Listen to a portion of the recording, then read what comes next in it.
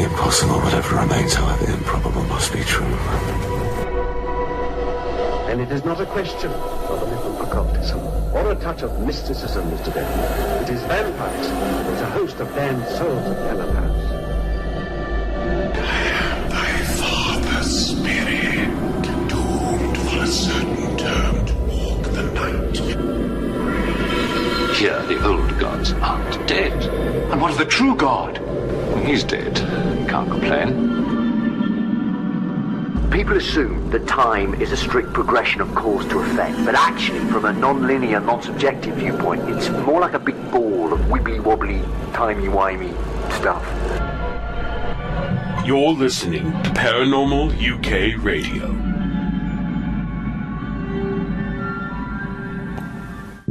Welcome to Paranormal UK Radio, the flagship show of the Paranormal UK Radio Network. I'm your host, Irene and Mark. And with me again tonight is my co-host, and I remember his name, so he starts me. It's Mark Johnson. Hey, you're really getting that down well. After only doing the show for 2 years, it's really finally starting to come together. Yeah. Mind you, I never used to forget it on the old show. But we didn't have a network back then, and so It's a tongue twister. You wrote Paranormal UK Radio show on the Paranormal UK Radio Network. Yes. Yeah. Okay, so how was your weekend then, mister? Well, we had Easter this weekend, or as I like to call it, Zombie Jesus Day. And Zombie Jesus Day. this is the holiday that everybody celebrates. Jesus dies on Friday. They put him in the tomb. He's dead for 3 days. On the third day, he comes out of the tomb, sees a shadow, and goes back in for 6 more weeks of winter. So then, boom. Yes, I know. I'm horrible. Sorry, don't mean to offend people. You're wicked. You're wicked. Yeah, I know. You are totally wicked. Well, I had a brilliant weekend. I had 5 of my grandchildren. I've got 6 at the moment and 1 on the way. It's sad I couldn't have the 6. I would have liked the full pot there, but never mind. 5 grandchildren, several damages, no down, eating out of house and home. How many dogs? My 7. Just my dogs. How many have I got? I don't know how many I got. Yeah. You have an entire litter. Yeah, I have. Anyway, so I had a great weekend, fantastic weekend. It was lovely being with the kids. Was down as well, and they all cost us an absolute fortune. Yeah, holidays do. We had Sherry's parents and family over, and we cooked a big dinner, and we plopped down a lot of money on it. But you know what? It came out pretty nice. Yeah. So I can't complain. The only thing is that today is the next day, and we had snow again today. We're in April. We're still getting snow. Oh, we got rain, as usual. I'm getting so sick of snow. I'm getting sick of rain. Well, summer's coming. You'll have maybe, a week or 2 of sunshine, and then you're right back to your 50 weeks of rain. Oh, I live in Wales, remember? I live in Wales. I live in Carmarthen. So, I get a week. I get a week of summer here and 2 weeks in Italy. Oh, so there you go. Up yours. Yep. Well, Italy will always be nice and sunshiny and hot. Oh, yeah. Yeah, definitely. Anyway, so, hang on. Have I got any shout-outs to do today? No, I don't think so. I can't remember. I just hope that Holly is still not smoking out in Canada because I'm still managing to keep off the dreaded weed of all sorts. Well, Holly, she's weakening some. She keeps talking about having a fag, so we need to stay on top of her and make sure she doesn't. So Holly, just keep sending her that good juju that she doesn't pick up a cigarette. No, I don't want it. Cigarette. Yeah, tonight, trying to get all this together. I really did feel like one, but no, I'm okay. I'm strong. That's right. Your woman, hear you roar. So, how about a guest? I can't believe it. What's I really can't, because we've interviewed so many people on this particular subject from America, Canada, and all over.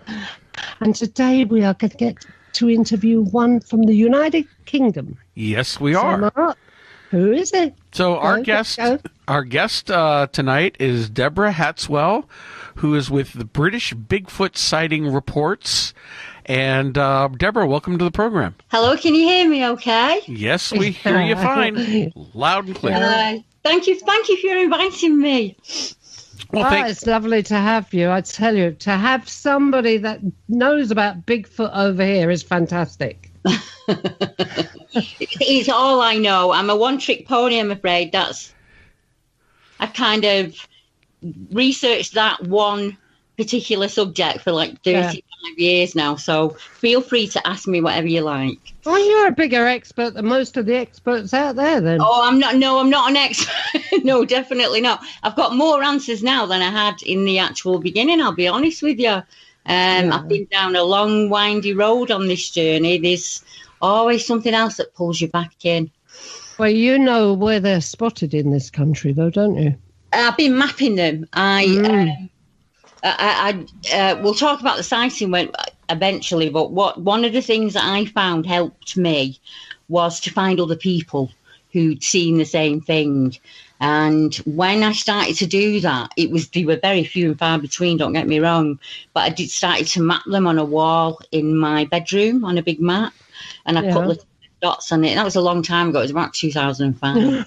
You used to do that. Do you know something? I had a map on the wall in my bedroom as well, but they were fellas, my boyfriends, and I was engaged to I was a bitch. I was literally a bitch. I had 7 boys that I was engaged to at the same time. So I always made sure I had a different type of ring. And I used to have on this chart which ring belonged to which fella, so I didn't wear the wrong ring on the night. You loser! I know, I'm a slapper. Unfortunately for me, I was a northern lass. I grew up in a northern town. I was married by the time I was 19, as you did. When I wanted to be an anthropologist, and the careers officer told me, well, obviously that was ridiculous, because you could only do that if you was a man and you went to university. So they stuck me in typing college for 2 years. But I mean, I've got to be honest, when I saw what I saw, it had a massive effect on me. It kind of, it was incredibly scary. It wasn't a wonderful spiritual moment like some people talk about. But I was a child, and as you said before, in America, in Canada, in Russia, there's a spoken history of Bigfoot. I'd never heard of a woodwoose or Brown George or the Green Man or Brown Jack. Well, I grew up with a green man, and I've got 2 green men in my garden. Right, well, not for me. Nothing, But when I first started to research, the very first thing I did, I thought, because it was at a stately home, you see. So I thought, well, I'll go back and I'll see what I can find out about this place. And I found some incredibly interesting things about it. So I asked a lady at the library, and she gave me Stig of the Dump, which was absolutely useless. Oh, yeah. That was a good tip. At 15, it just incredibly, it shut me down for a long time, I'll be honest. And it was, even though I did it in secret, in quiet, and I wouldn't come out and I wouldn't tell anybody. But the more people I met that not only said the same thing, but gave the same description and the same kind of habit. And obviously, at the same time, I'm researching in Russia. I'm in contact with either Bert Seb. I'm in contact with some of the guys in America. I'm doing everything I can to try and cross things off the list. Like, are we finding structure? Are we finding footprints? Are we getting consistent witness reports? And I was able to tick all the boxes. Yeah, so your chart on the wall started to fill up. But exactly. So what was it you saw in the very beginning that got you into this then? I I would imagine Mark has heard of the Sykesville Monster. That Lon Strickler saw.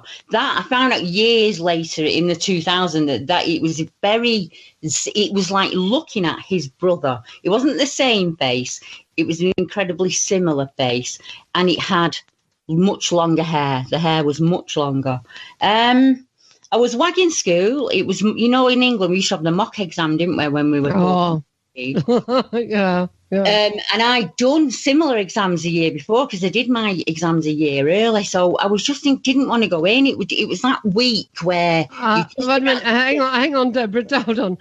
Wagging school, people, and for Mark, is skiving school. Yeah.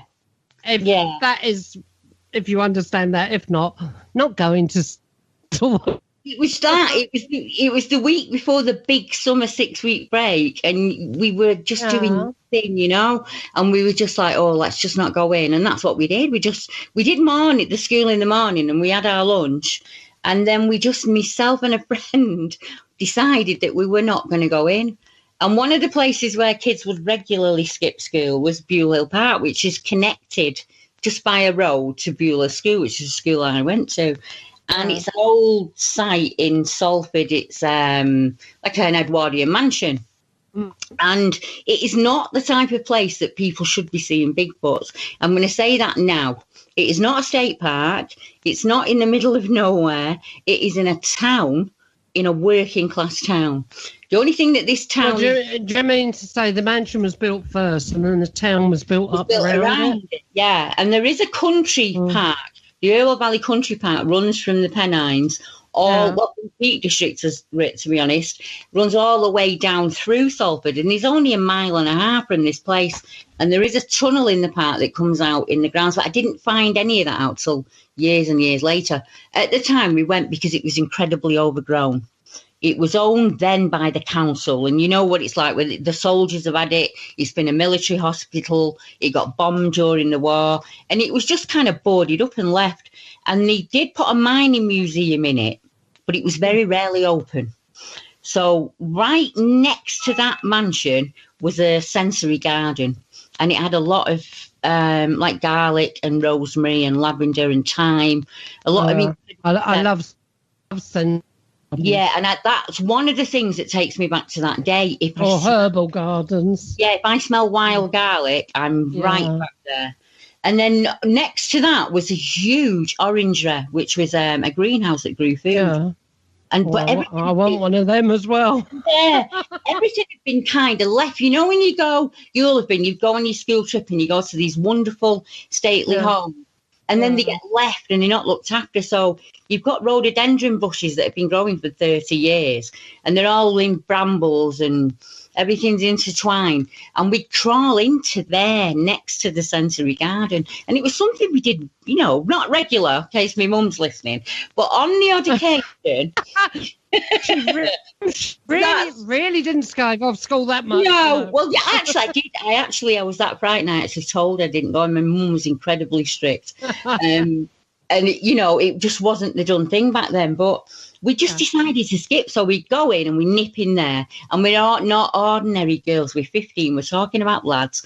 We're having a sly cigarette. We're giggling. We're rolling about, and I saw a movement in.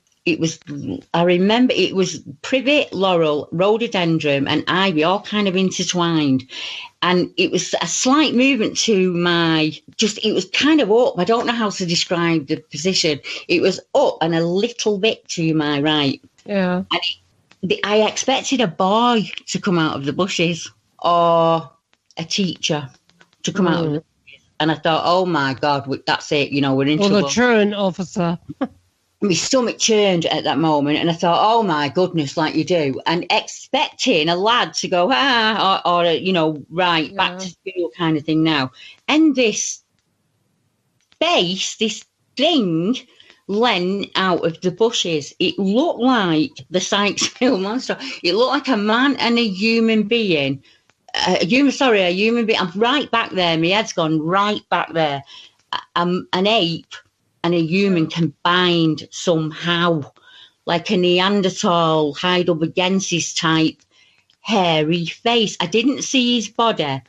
I just saw him from like the mid chest up, because he leant forward and I'm laid down on the ground at the time. And I looked at his face and he looked at me, and he didn't do anything to scare me. I must stress that. It was just instant primal fear. I pushed my friend to the floor as hard as I could in the hopes that he would get her first, and I ran. Honest to God, I did. I still feel ashamed about that to this day, and there is still a frosty silence between us because That's of a survival instinct. That's entirely what it was. Weird, yeah. Yeah, but I did look back, in all honesty, to see if he was in pursuit, and he just went back into the shadow. And he was gone. Well, I can tell you, Deborah, I would have done the same thing. If it was me and Mark there, Mark would have been pushed straight into it. It's not something you think. You don't have an action and think. Your brain doesn't process push. I just acted without thinking. And I was screaming. When I got home, my mum said, you know how people in the north talk? She said, I thought a lad had got you. And meaning she thought a man had got me and done something to me. I was hysterical when I got home. Oh. And they kind of brushed it off as a homeless man. He was about 7.5 feet tall. He didn't have any clothes on. And you could see skin through his hair. But he was incredibly hairy, like more hairy than a chimp. Oh. And that was a homeless man then. There's no way it was there's just no way. The nearest thing I can get it, and I'm talking, I've done decades of hominid studies trying to match that face, trying to find something. If you see a ghost, people are accepting of that. Yeah. See a UFO, that's okay. If you see a 7-foot hairy ape man, you're absolutely deluded and you need psychiatric help. So I have to validate it somehow. And I'm one of the lucky ones. Other people have seen him in that park and in that area. Well, you're saying you're trying to match his face, but what I've heard when others have spoken to us about this, they do all have, like us, they have different faces. Yeah. Basically, but they got their pictures. I know, you're right. Like, I would look different to a man in Alaska. Yeah. And, there is that. But you're trying. If you're in America and you see something that's not an ape and it's not a man, you think that's Bigfoot. All right, yeah. But in 1982 in Lancashire, I thought that is a monster. My parents have lied to me, and monsters are real. So if they've lied about that, what else? But, well, I've heard of Willowoos, but they're in Scotland more than, the north, well, don't they? I mean, you have to, when you're a witness to something, you have to, people ask you questions, and you don't really have the answers for them. So now, all these years on, I call them the frequently asked questions. And that was kind of what I tasked myself with, was answering them. Because at some point, I was hoping I would find a loophole that would say to me, you imagined it, it didn't happen, you can settle down, rest, you don't have to think about it ever again. So your friend saw it as well? Yeah. And I wasn't very nice to her when we went back to school, I'll be honest. And I kind of didn't go back very often. And there was a rumour went round the town that I was pregnant and all this kind of stuff. And my mum and dad moved away because it was just I just couldn't. It was impossible. My entire world turned upside down. I was an ordinary girl from an ordinary town, and that's where I was going to get married. I was going to, just nothing ever extraordinary was going to ever happen to me. And to see that there, it was just unbelievable. I couldn't believe it. And I ran for a long time, probably till the end of the 90s. I just wouldn't even admit that it had happened. Yeah. And every now and again, it'd crop up in my consciousness, and I'd just have a complete and utter meltdown. And I'm not the type of person that has panic attacks or anything. I'm quite a coper, that I couldn't. And then I met my husband now. And he's the type of person that if something scares you, then you need to find out everything you can about it and try and make it smaller in your mind. And I was face your demons, this sort of thing. Yeah, and he slowly led me by the hand to do that. So when I first found, there are some accounts online that other people in the UK, Shape Man, Ben McDo, I'm trying to count, it's gone out of my head now. There's a 8-man on Ben McDo. There's numerous sightings. And in Wales, the sightings are always in the past of werewolves. The description of the werewolf, there's no tail, no hands, and there's no paws, it's hands and feet. Well, I saw on one of your blog spots, Deborah, a story about somebody in Wales, Carmarthenshire, where I live, having an experience with the noise coming from the Black Mountain. She lived on the border of Carmarthenshire and the Brecon Beacons. Well, I live in the Gwendara Valley. Right, yeah. Over the years, I've had a couple of experiences, which I'm going to talk to you about later because I want your view on it. Yeah. But, you know, kind of been taking over, haven't we? I'm just sitting here quietly listening to the two of you go on, and don't mind me. There's a video from Wales from 2016.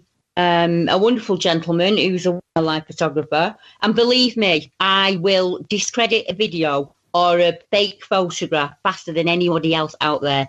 This one I cannot debunk.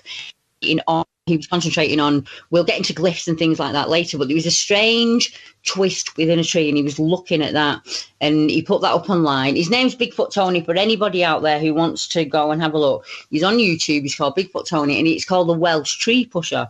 And he didn't see it. Another gentleman on YouTube who does analysis, an American gentleman called Try Driver, spotted something in the video. What he spotted at first was one single tree moving. Yeah. And so he zoomed in on that center screen, and said tree was a gorilla-looking type creature moving this tree. Oh. And you can see it for yourself. As I say, it's out there. So you have a look at it. And I'll have a look at that later on. So that's Bigfoot Tony, on YouTube. Mm-hmm. Okay. And Tony's got his own analysis of it, and like I say, if you want an independent look at it, look at Try Driver, TRI and then Driver. He did an independent analysis on it, so he didn't have a dog in the fight, and he said that there's something that you can actually see it. You see it and you think, like, looking at it, it's too much for me. But I went back and I watched it and I watched it and I watched it. It was kind of, it's stunning to see, and you very rarely get. I'm not saying like in broad daylight and he's there holding a sign saying, "Look, I'm big," and you follow that movement down and you see an arm, an ape-like thick arm, move this tree, maybe signaling in some way. We're not really sure. And he's had footprints out of Wales. A lot of the accounts, when they come out of Wales, they will call it the Bear Man. We call it as the Tremor. Yeah, see, that's one of the problems I have. Because I'm English and I've always gone back to English history, I struggle with the Scottish, the Welsh and the Irish accounts because I don't know the language, and B, I don't know the old names for things and the regional names for things. Yeah, so that's why it's so sparse, but it isn't sparse. When you look at the Welsh section of the map, so see, I have a site and you've got to have two things. You've got to have a person and the thing that you see. So that has to happen for starters. Then you see it. Where would you go with that? If you went out, say you said you were in the Brecon Beacons and you didn't know about me and you saw that, who would you report that to? Well, what I saw here, we put it on our own websites, didn't we, Mike? We didn't report it to anybody. And I had it in my book. But see, there's just nobody that was collecting them. And I realised a long time ago. And there were little groups out there that were collecting things, but there was rigid parameters. You had to fit. I didn't fit because mine. The only thing you could do is go to somebody who researched or was a Bigfoot hunter, whatever, out in America, tell them your story. That's it. That's the only thing you could do at that time. Because, but you know, it is good somewhere where it's all where people can go and look up these areas, to see what's going on in these areas. And it's just the BFRO set up system. It's a very good system that they set up. It's collect and map collect data. So it wasn't my original idea. I thought, well, I will put mine onto a map and I'll see if there's any patterns that start to form, anything seasonal or any routes that start to show. And one of the things people throw at me is that the UK is incredibly small and it's impossible for them to be out there. Well, incredibly small makes it much easier for me. I haven't got a vast amount of areas to cover to look for them. So I can, in the same way that you can see deer routes and track their movements, or elk in America and moose, you can do the same as you can in America. You can track the sightings. And as they do in America, and they run down the 3 mountain ranges, we also do that in the UK. And they skirt the Pennines on either side. So there are definite routes forming within these. They don't get reported as Bigfoots. Like, I've got to be honest, nobody ever saw in the UK. They've seen an ape man, a man ape, a gorilla man, a bear man, a baboon. I'll tell you what I saw, but that's the thing, isn't it? That's it. That's the thing. I don't know what I saw, but going on the outline of it, it resembled Bigfoot. It looked like the Sasquatch Chronicles silhouette, I would imagine. Yes. Yeah, exactly. That comes up so many times. I've seen it twice. I saw it. The first year I saw it, this thing was about 5 foot tall. I saw it a couple of years later, and if it was the same one, it had grown, and it was about 7 foot. Do you mind me asking what it looked like? Without thinking about it, describe it. The only way I describe it is shimmering. Right, yeah, that makes sense. It was like the Predator, but not quite the same. It was more of a Predator, but a Bigfoot one. Yeah, no, I understand. We'll talk about that in a bit, because there's many theories behind them, and there's many experts that will tell you what they definitely are. None of us know, because none of us. I've got my own. See, the thing was cloaked, or it gave me the illusion. It showed itself in a way that it was like an illusion to me, or I also had a feeling as well that it was sitting off and kind of throwing these kind of like I know, what are those blasted films, Mark? Oh, Marky. Which films? I have heard what you're saying. The old-fashioned films, what were they called? Where like a silent movie? No, you used to throw it onto a white sheet, white background. Oh, projector. Yeah. Like they were sitting somewhere off and projecting this image in front of me. People in a bit that have had exactly that experience. So I do have a lot of accounts.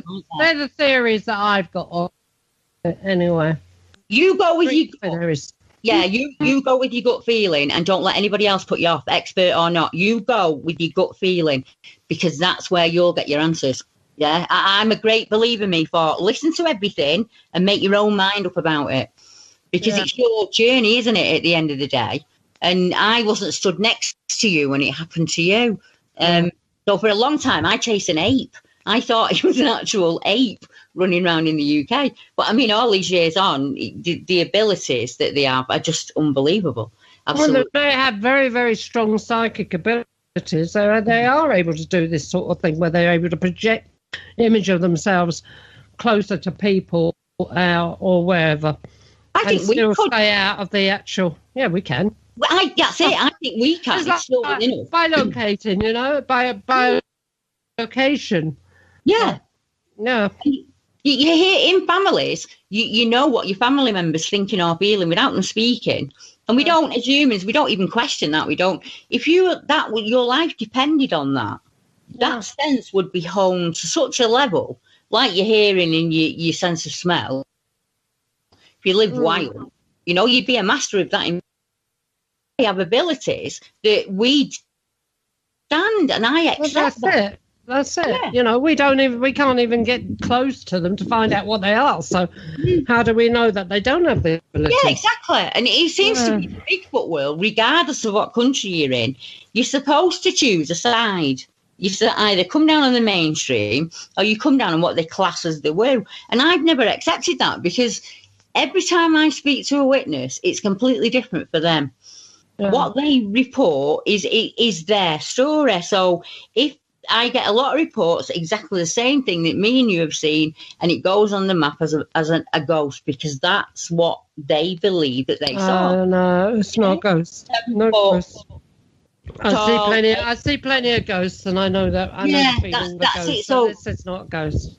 It depends on what the witness thinks they've seen. So a lot of things that are lost to the paranormal world that you guys must hear about all the time. Stones thrown, chattering voices that you can't really catch up on, mumbling voices, running footsteps, feelings of being watched or shadowed, very quick darting shapes in the wood, little small orbs of light that move around that you can see in the daytime as well, missing time, people feeling lost in areas where they are, quite know them like the back of the hand, and suddenly they're lost. Yeah. And that happens a lot. Knocking on the trees, tree knocks, I forgot to mention that. A lot of paranormal groups experience wood knocks when they're in the woods. And I often wonder how many of those are misidentified as spirit or ghost. I mean, I'll give you an example. A lady I've been talking to in Epping Forest, and they used to go up there as pagans, drum and chant, and they'd hear things in the bushes that they always put down so there's like ghosts or something like that. And to me, I think if any, there are accounts there, you see. I'll tell you what, Epping Forest, it would not surprise me if there wasn't some sort of ghost there. I think there's a few bodies buried down there. Yeah, it's like we were talking about before with valleys. In all of the areas where there are sightings near urban areas, there is a natural nature nature corridor that follows a river valley. So, like in Oxford, it's the Lye Valley. I think Epping's the Lee Valley, isn't it? Or the Colne Valley, I get mixed up. But down that area. And the sightings tend to follow those. And they always meet rivers that run out to estuaries. That's important for some reason as well. That's what this valley is, We've got the estuary down there, not very far from us, actually. You mind if I ask you? The Towie River. Is there a golf course not too far away as well? I haven't seen one, but Pembrokeshire, there's golf courses. I'll have a look on my map. We tend to... I live here just about 10 miles out of Carmarthen town. Right, so I get you. So you're very, very rural then, I would imagine. You tend to find lots of things like simple things like standing stones and ancient springs. Sighting seems to be around those. I don't know if it's the energy that's important there. There was a stream that used to run down near this house. That makes sense. Yeah, it's just it used to run beside the grounds. Right. Well, that makes sense. Half the grounds were sold off, and they've built a 4-bedroom house. So now it runs beside that one. But this is very rural. And the cows and things like that. Yeah, same as me. I've got town out the front, and then just fields and woods. It's kind of green belt where I am. I'm much less rural than you are, but there are a lot of green corridors. We've got some stats. Andy McGrath applied to the government to get some land stat, and I don't want to. Let me just pull my notes up. And it was they spoke to an official government department. I'll get the name of it in a second. And they worked it out somewhere along the lines of, it's a ridiculous number when I tell you, I didn't believe it. I actually made them, I went and double checked because I thought, it can't be that. And it was somewhere along the lines of that less than 10% of the UK is urban. It was the National Ecosystem Assessment Board. And they said only 6 to 8% of land is urban, including rural developments and roads. So like parks, gardens, allotments. They did not include parks, gardens, allotments, playing fields, hospitals, agricultural or MOD land, or any land that's kind of owned by like the Woodland Trust or the National Trust or the colleges. So that didn't even get included in it. And it still said that only 6.8% of the UK is rural, and that included roads. Isn't that shocking? Yeah. And people say there's not enough land for them. And I was stunned. I had to keep going back and looking at the figures. Because I thought, that just doesn't seem to make sense, does it, really? But it was right.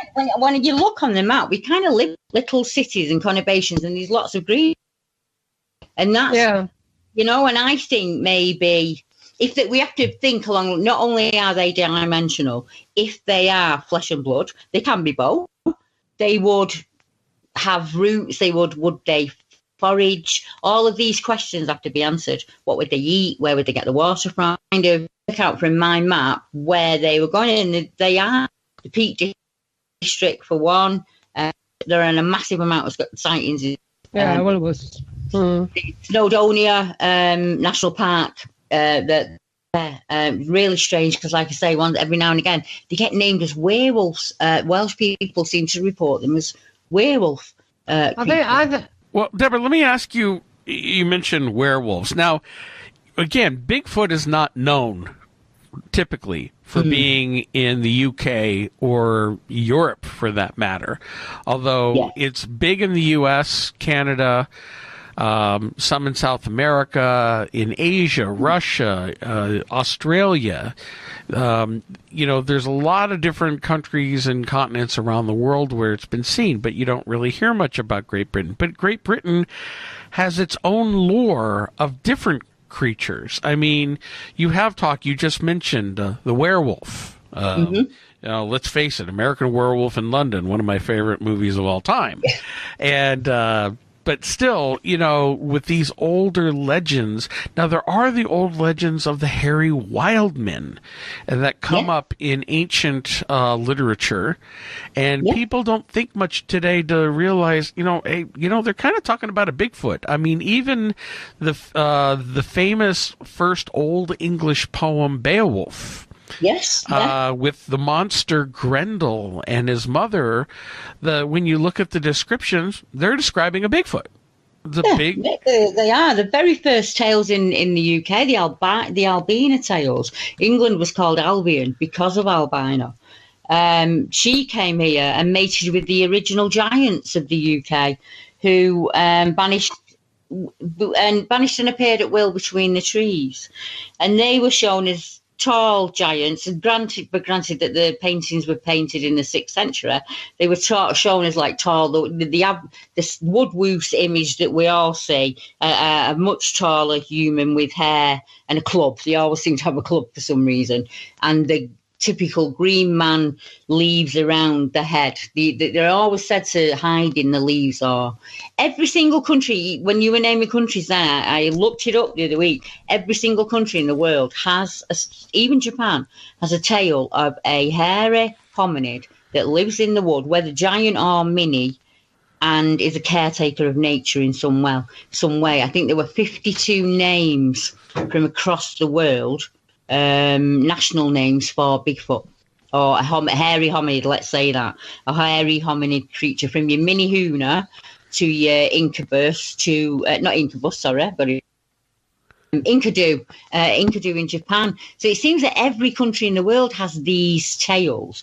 The first tale of like a woodwork, a carving where it was put into the art, was in 420 BCE, which is just unbelievable. And he was one of the gods then. It was Ishtar. You mentioned Easter earlier. Yes. One of the very first religions in the UK, we had Ishtar, or Esther, which meant Easter, and it was the fertility god. And we have always had a god of the woods that's kind of seen as sometimes seen as a stag, sometimes seen as a man that hides behind the leaves. Your woodwoos, there's so many names for him, it's unbelievable. But yeah, right the way through history in the UK. Well, I mean, even if you're going to go in history with wild men, let's go even further back. Let's talk about the Sumerian civilizations and the epics of Gilgamesh, where there was Gilgamesh and there was Enki. And Enki was described as a wild hairy man. You go back to the Indian epics of the Mahabharata and the Ramayana, that they describe these apes these ape-like creatures that are part of the mythology. And so it goes back for many, many, many centuries. And yet it just seems like now, most people, they're so ignorant of it, and they don't realize this has been a part of our culture almost since the very beginning. I mean, and it's wiped from your history. You don't learn it. You don't get taught it at school. No. You have to find it for yourself. If you even get a snip of it and you get interested, you're incredibly lucky. It just isn't out there. And one of the things I'm hoping I can do is combine the two. There are lots of people who want to go back to the old ways because they do. They're worried about the earth. They're worried about lots and lots of things. And the old way seems to be drawing them. And I don't mind what reason people get involved with nature. We need to get involved with nature, and we need to get involved with nature fast. Yeah. But we also, with Bigfoots and with anything else, any hominid thing, there is also the spiritual side. There's people want to know more. We know now that we're not the only being, the only race, we're not that was an arrogance that we've always believed. We know that there are borders that we have not crossed and we don't understand. And more and more people are getting on board with that, and they're really, really interested, and they're not finding sources.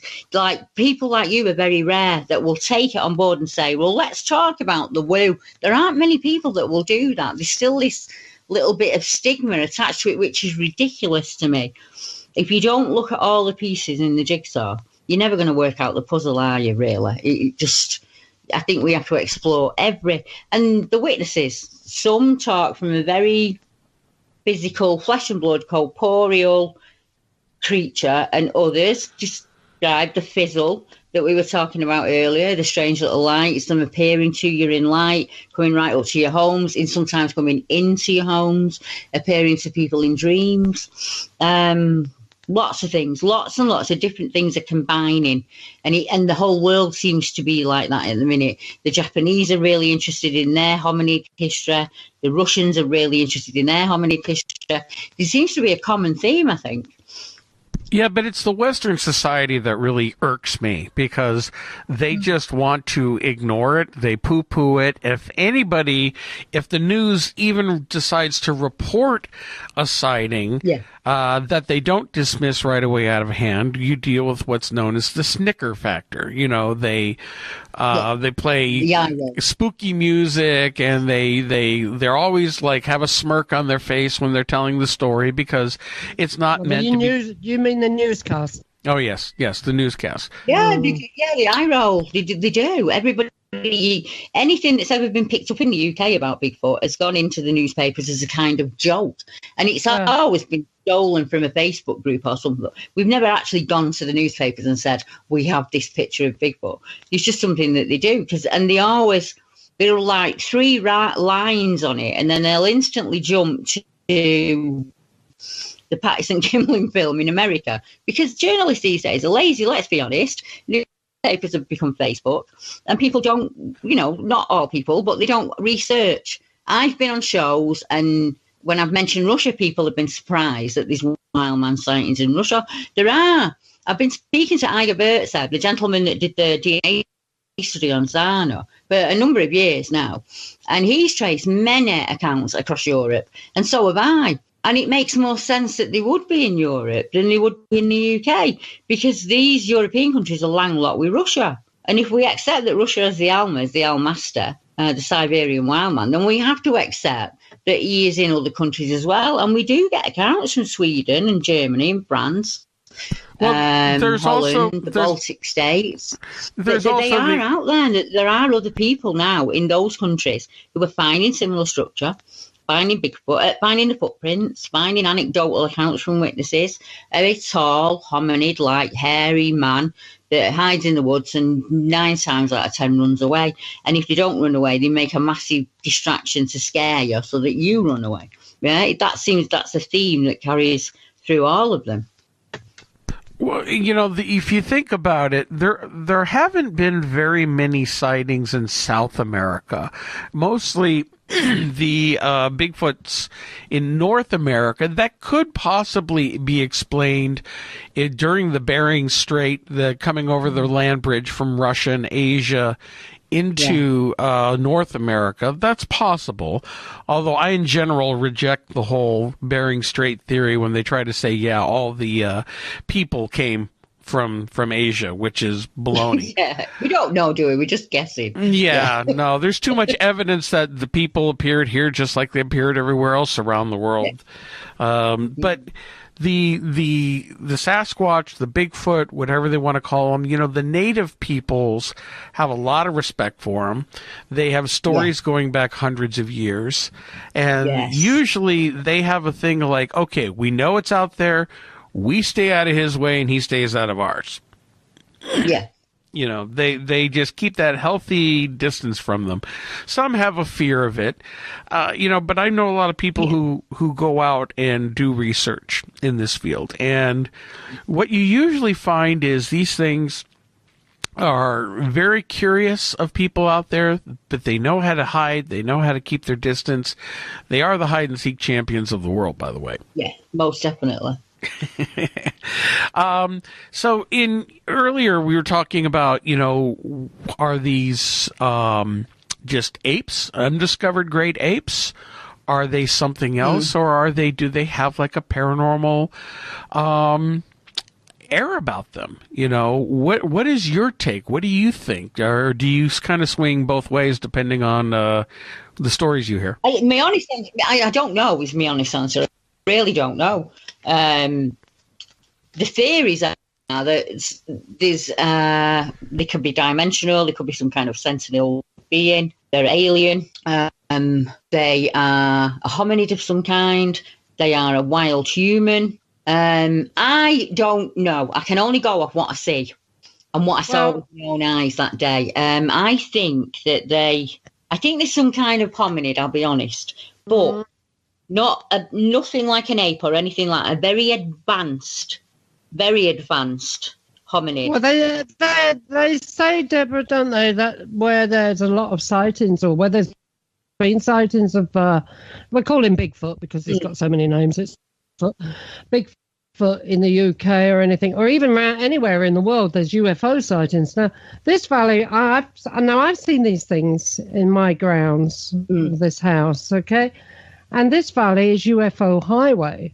Yeah. But I'm not saying that they're from another planet or anything like that. I still think, like you, that maybe they are from this planet, but they do have a paranormal aspect. They are more advanced in that.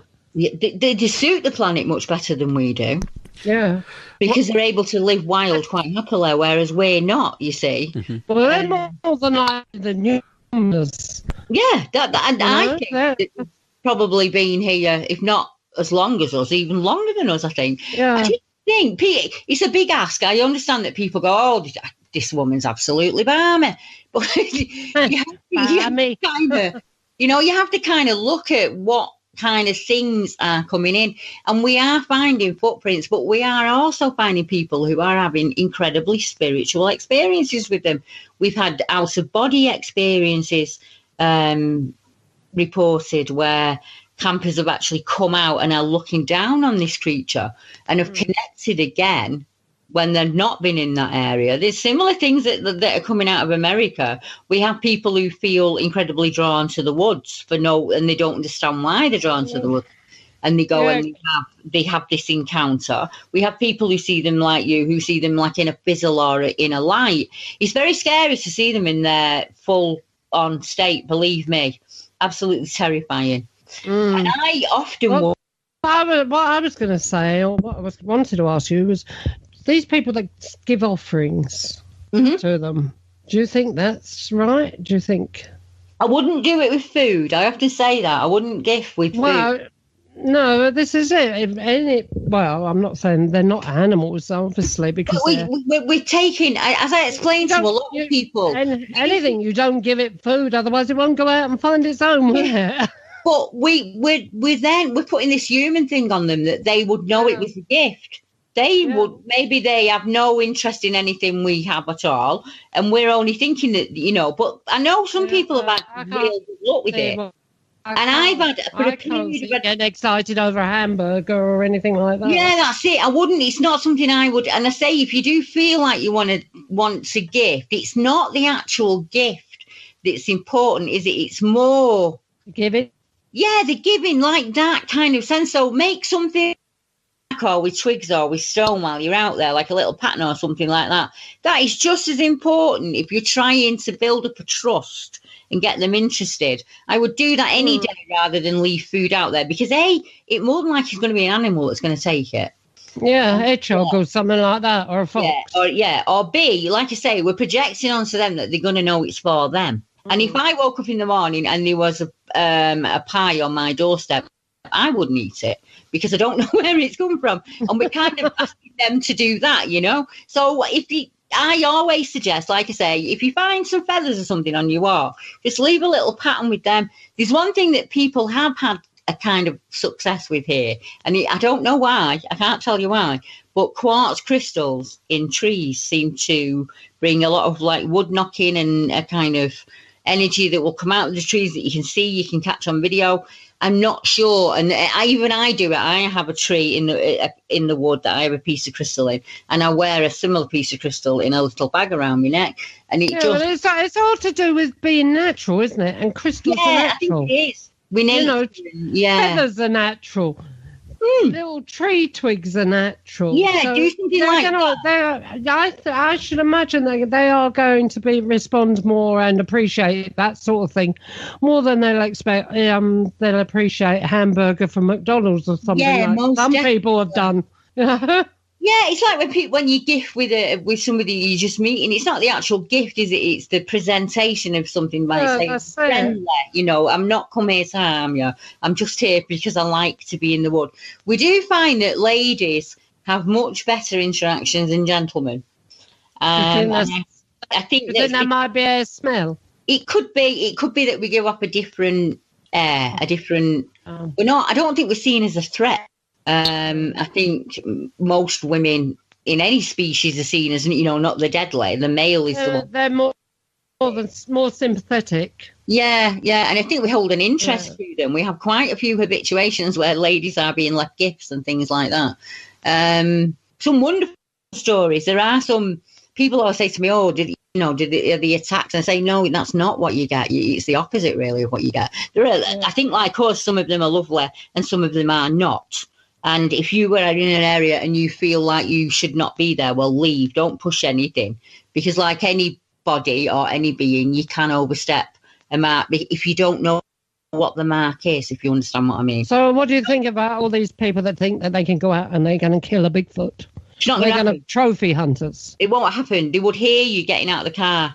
They are masters of their environment. That forest... I think if I was going to go up against a Bigfoot to try and kill it, it'll kill me a lot quicker than I'll get near it. Yeah, I have suggested to people that they write the mobile number on their arm and wear bright clothing. It will be much easier to find their bodies. Yeah, and identify them through the relatives. It's not going to happen. It won't happen.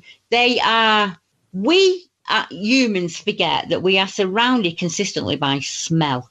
From the petrol that we put in our car, to the coffee that we drink, to the laundry powder that we use to wash our clothes, to somebody living wild. Most hunters in America will wear the same hunting clothes so that they try and get rid of those city smells, if you get what I mean, before they go in. So they'll use wood smoke or they'll use deer scent, something like that. They would smell you coming a mile off.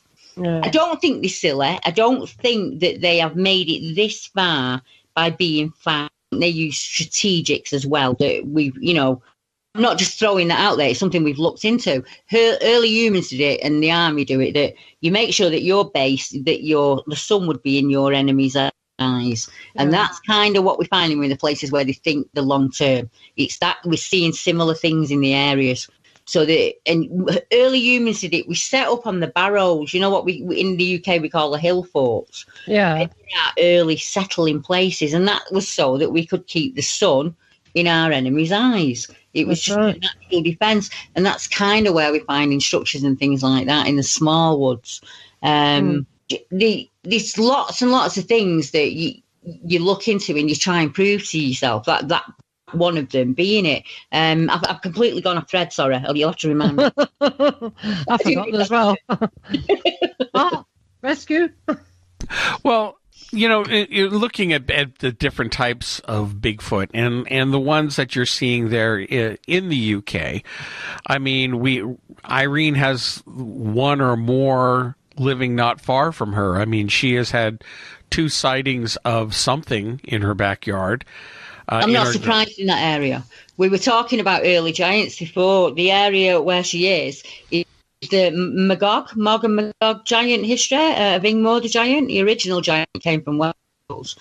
Okay. It's the border with Wales and Shropshire. There are an awful lot of accounts there. Yeah. And there are accounts in the Snowdonia National Parks, there are accounts in the Brecon Beacons, and there are a lot of wildlife from Wales. So we're getting sightings from 2017 and early 2018. Just hearing about it, it's spreading out through the communities, and they're reporting, and they're saying, well, what I actually thought was a bear, now I think about it, because we don't have bear in the UK, so nobody should be reporting them.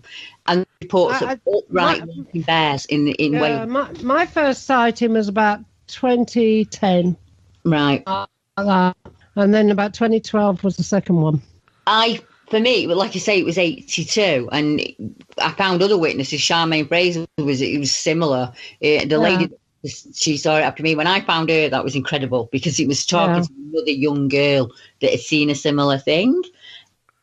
And it's incredibly hard, because for me, you've got to convince yourself first that you've seen it, haven't you? And then you think, well, what can it be that I've seen? And about 20, talking about Bigfoot and hominids, and it was quite I wouldn't say well known, is it? It wasn't well known, but there was for me it wasn't known at all. No. As far as I was concerned, it was just for me, Deborah.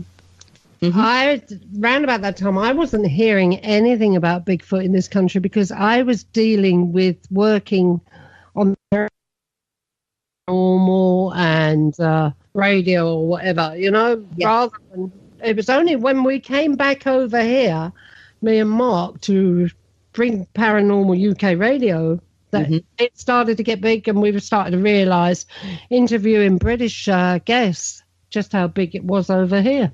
Yeah. There was a little community around that time. I mean, there was Neil Young and them up in Bollum, where the Beast of Bollum Lake is. They were up there researching. I kind of started setting up this. I hadn't started the team by then. It was like 2012 when me and Adam started the team. But I was still finding witnesses around that time from my own time and all across the UK. So we're continuously adding to the reports. And it was then that I started changing and thinking, this is not an ape that I am chasing. And that's not what we're hearing. We're hearing very similar things to that you hear in the paranormal community, where the kind of footprints that just appear and disappear from nowhere. How can you hear something walking at the side of you but not be able to see it? Things making wood knocks and wood clapping that you should be able to see with your own eyes, and you're not. Lots of people reporting the fizzling type figure that you reported. That's if you bear with me, I'll tell you the story of that, shall I? Yeah, please. Right. The first one I saw. Now, I've always been frightened, or not frightened, but a bit wary about coming face to face with anything that's alien. Ghosts, demons, anything like that, I don't care about. But alien, I always had this thing about.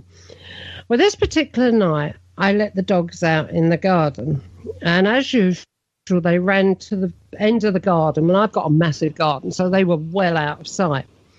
And the security light was on. Now, this house has 2 back doors. The back door off of the office, and then there's another back door over the other side of the house. So this night was the back door off of the office, this one near me now. And I'm standing there, and the dogs are off down the garden, and I can hear them poodling around down there and one thing or another in the bushes. But all of a sudden, coming across the lawn, I saw this shape coming towards me. And it came, you can tell, it was like an outline, a shimmering outline, okay? And it came to about 4 foot in front of me, and I thought, oh, now I'm going to swear, people. Yeah, I know. I'm trying to keep this clean. Oh, freak. Right, we'll use freak. It began with an F. Oh, freak. And I put my hand, you know that motion where you put your hand up at somebody as if to say, don't go there? Yeah. Right, I done that. Put my hand straight out in front of me as if to say, don't go there. Right. And I went, freak off now. Now, this thing did not turn around, but it started moving back, disappeared. Mm-hmm. Right? It was as if, and it was about my height, about 5'5". Well, I'm 5'5", so it was around about my height. But it came as it came forward, it was walking forward. But when I said that, it didn't turn around and reverse. It just reversed backwards, walking backwards until it disappeared. But nothing else happened. And I came in all happy because I thought, I've seen an alien, and I'm, dancing around the office, punching the air. I've seen an alien off. I've seen an alien off. Anyway, the dog, so that was the end of that. 2 years later, I let the dogs out from the other back door on the other side of the house. Now, they ran as you across the patio. The security lights came on, off down the garden. And then I saw this another one, this thing coming towards me again. And this time it was got to have been between 6.5 foot and 7 foot tall. And it was built like a brick shite house. I'm not kidding you, a Russian shot putter. Yeah. And no neck sort of thing. Like you could see the outline of it. Yeah. And it came to within 2 foot. I wasn't just there, right? Yeah. And how long it was for, I don't know. But the dogs, then I realised that the dogs were down the garden, okay? Oh, but that's right. Now, the dogs went off down the garden. The security lights went on when the dogs crossed the patio, but then when they went out of the beam of the lights, the light went off. But I'm standing at the door, and all of a sudden the beam of the light came on. There was dogs coming up the garden. That's when the thing appeared or came to about 2 foot in front of me. Right. Anyway, then I don't know what happened, but I realised that the dogs weren't coming up the garden. So I kind of pulled the dogs. They came up the garden. They got as far as the end of the patio. The lights went back. The lights were on the patio now, all right? Yeah. They got as far as the end of the patio, and they wouldn't come any closer to me, and they growled and they snarled. Well, these are guard dogs. Yeah. They saw something. They would not approach me one at all. And then it just went. Yeah. Like I said to Mark, I know when I came in the house that night, I knew that something had passed between us, some sort of intelligence, that it was like I'd been downloaded with some information, which I don't know to this day what it was, but one day I just feel that I'm going to come. And I used to hear the howls, the noises. Yeah, I was just going to say that. It's very in the hills, right? I used to hear them, and my husband used to say, "Oh, don't worry about it. It's wild peacocks." Well, he works in London all week, so he can, how does he know that? He's going wild peacocks. Wild peacocks in bloody end of summer, middle, yeah. Time. No way. So many people say the same thing, have the same kind of interaction, and hearing the howls is all part of it. Do you mind if I ask, do you do energy work? Are you an animal healer? No, I'm not a healer, but I'm I do energy work. Yeah, see, I do energy work in ways that... Yeah, but it seems to be a pattern forming where people are seeing them, either like animal rescuers, or they work with animals' health, or they're dowsers, or they are very good with energy, or they're empaths. It seems to be what we would call as humans sensitive people that have that kind of interaction. And I wonder if people like you stand out like a beacon. Oh, yeah. Because I'm a beacon to everything I am. Yeah, that's what I'm thinking, because you can pick up on energy. then, and we are all energy, aren't we, at the end of the day? And I think that that's how they show us in that form. They have a way of showing you their energy. I don't know how they do it, but they can do it. And I've seen it done myself. So I understand completely what you're saying. It's like, one man described it to me as if you had a really big human that was bulked up and you covered him with a cloak of light. So completely on his head. So it's kind of, you're making this really big frame. And I always show the witnesses a number of photos, and I've shown him, and they always pick the Sasquatch Chronicles shape, that typical Sasquatch in light shape, and it appears over and over and over and over again. Yeah, but you see, with me, I'm not sure whether, the more I think about it, was it there in front of me, or was it projecting an image into me in front of me, and it was down the bottom of the garden or over in a field somewhere? Yeah, exactly. And it's up to you now what happens next, because they won't ever give you something that you don't want, and they won't ever give you too much. So you have said, no, go away, frig off. And that was the first one. That was the first one. But another thing, you see, now this first sighting, this thing was about 5 foot. Second sighting, bigger. But it had the same. Yeah, I was going to say, did the feel same like the one. same one? Yeah. Well, it can appear to you in a way that you will accept them. So I can only speak from personal. I'll tell you a little bit about. I couldn't then look at the face. Even looking at his face in my head was just way too much. But over time, I've been able to do it where he'd give me like little flashes of his face really quick until I got over that, and then they'd last a bit longer, and then they'd last a bit longer. And now I'm at a stage where I can see him in light, or just kind of see him. But it took me a long time to accept that. Once you kind of drop the doubt and you drop the programming that you get throughout your society life, and you just kind of accept, it gets easier. And it is for you. Are you interested in expanding that relationship? I don't know. I was out there the other day, and I had a feeling that it was going to appear. Yeah. And I just didn't. At that particular time, I was in too much of a hurry because my coffee was going on the Tassimo machine. I wanted to get back, so I called the dogs. But that second time I saw him, when he was the big one, bigger, those dogs would not come across that patio until after it was gone. And then they came in as normal into the house, coming across, straight in the door. You'll have heard the accounts yourself in the paranormal world where dogs will not enter an area. Yeah, I know. Or dogs will get incredibly scared in an area and act in a way that they've never acted before. We get that a lot with the sound. I mentioned howls this week. I haven't written it up yet, so it's not even out there. It's a gentleman who started hearing howls at home, and he has 2 incredibly large dogs. I think they're cross pit bull and the big Brazil Mastiff, really big ones. And he's in the Appen Forest area. Yeah. And his dogs are acting incredibly strange. And they found some structures. And he said his dogs wasn't scared, but they acted in a way they'd never acted before. For the first time ever, they let him go in front. And I wondered if that meant that the threat, they were actually still behaving like a dog, but the threat was behind him, where the structures were that he'd noticed earlier. And he'd started noticing howls that were coming from the forest. Same, where you've got a young girl there who she's living in a similar setup, and she's hearing howls that are coming from the mountain. We don't have anything in the UK that howls, do we?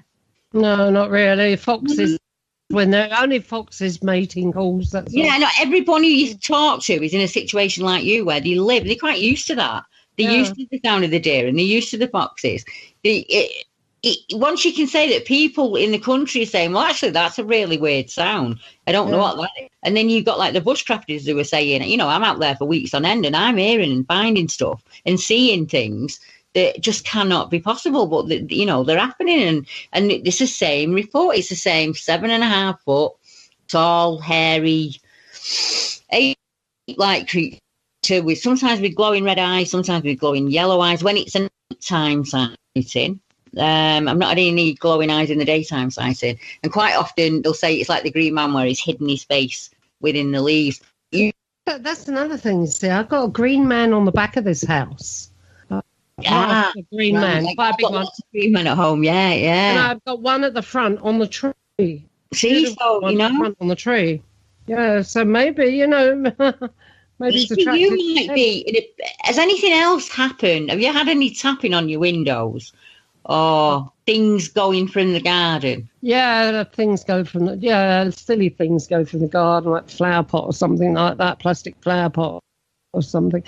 But because I don't grow vegetables.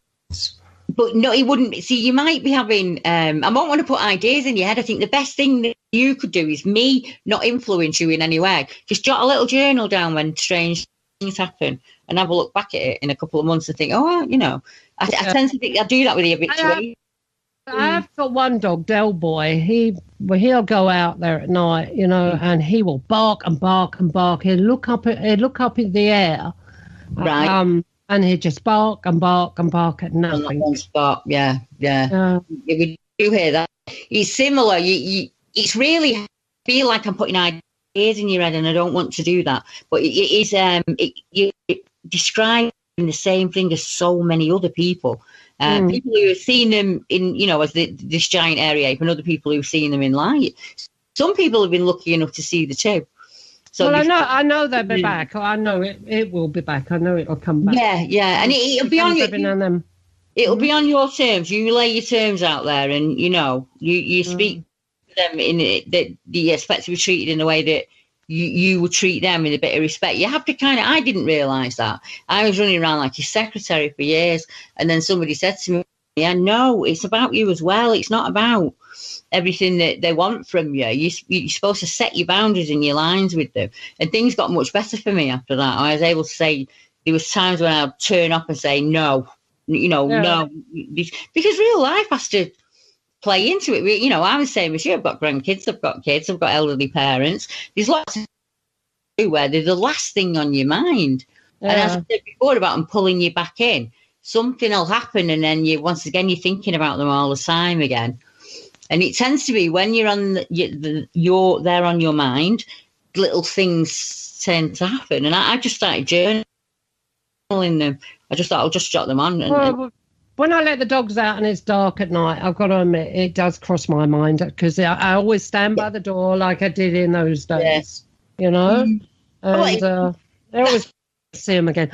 And the other week, like I said, you know, not so long ago, I'm sure I would have seen it. Hung because I was there. Yeah. I wanted the coffee. That's it. Yeah, there's a gentleman in America called Tom Powell. I think Mark will have probably heard of him. And he used to drive all over the country in the hope of something. And somebody said to him, you know, it can happen at home if you just put it out there in your thoughts. So one day he's in an area and he says to them, like, you know, give us a wood knock and nothing happens. He drives 100 miles back home and he gets out the car and he hears a wood knock at home. That's kind of how once you're on there in your mind and you're kind of projecting that out there, people seem to get interaction. I think maybe that's why women, I'm not saying men are less sensitive than women. I think when women are in the woods, they're thinking on a different vibration than a man in camo out looking for a Bigfoot. Do you get what I mean? Your average on the ground researcher, we're looking at it from a much different point of view, I think. And like animals can pick up on people, can't they? We pick up on other people. I think they must be incredibly good at that because it's how they stay alive, in all honesty. It's life or death for them, isn't it? Yeah, true. Yeah. Chris Turner says that. They've got more to lose by showing themselves than, you know, then all you've got is a gain. Well, you haven't. You just get ridiculed for the rest of your life. But most people think all you get from it is the gain. But for them, it could be life and death. If they show themselves to the wrong person, you know, that could be the end of them. Yeah. Well, that's just it, because there's so many idiot people out there who they're the ones who want to hunt and kill a Bigfoot just to prove that they exist, to protect them, which is so moronic, first and foremost. I mean, I understand the desire to want to show the world that, yes, these things are real and they do exist. Yeah. But at the same time, they're also still looking at it from the wrong perspective. It's my opinion from a lot of the research that I've done and talking to Bigfoot hunters. I have very good friends who are the down-to-earth Bigfoot hunters who believe it's just an undiscovered ape. And yet they're the ones telling me the wild stories of what they experience out in the woods. And yet they and they question it, but they still never get to the point of agreeing that, yeah, these things have more than likely have some kind of a paranormal or fantastical element to them that makes me think that they're more interdimensional than they are a regular creature. Case in point, I have a very good friend in Ohio, Tim Stover, who's with Ohio Bigfoot Hunters. Yeah, I know. You know Tim? Great guy. Yeah, I know Tim. Yeah, you saw it in Ohio State Park. Yeah. Tim's a great guy. I've known him for years, and we've had him on the show, our old show, Unknown Origins, a few times. Great guy. He had his sighting about 25 years ago, and he's been out looking for it ever since. And they did a feature on him on Finding Bigfoot, the TV show, or as I like to call it, Not Finding Bigfoot, because they never do. But he goes out there and he hits the bushes every single day. He's always out there trying new things to find it, but he's also still coming at it from a hunter's perspective, like he's trying to track game, thinking it's an undiscovered animal or a primate species. And the fact is that it's not. And he, but even one time, I mean, there was a couple of times he had some really strange experiences. And he knows I'm on the paranormal end of things in my research. And one night, he calls me up. I've told this story a few times before, so the people who've heard it, bear with me. I'll keep it brief.